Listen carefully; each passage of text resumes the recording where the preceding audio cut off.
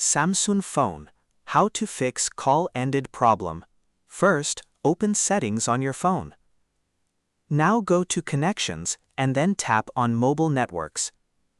Here, make sure VoLTE, Voice over LTE, is enabled for both SIM cards if you are using dual SIM.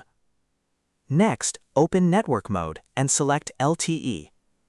If your area supports it, you can also select LTE, 3G, 2G, Auto.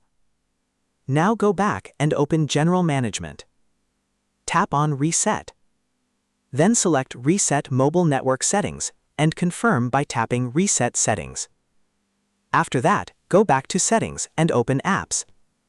Search for the phone app. Tap on it, then select Force Stop and confirm. After that, go to Storage and tap Clear Cache. Once you are done, restart your phone by pressing the power button and selecting Restart. After restarting, your network settings will refresh, and the call-ended issue should be fixed.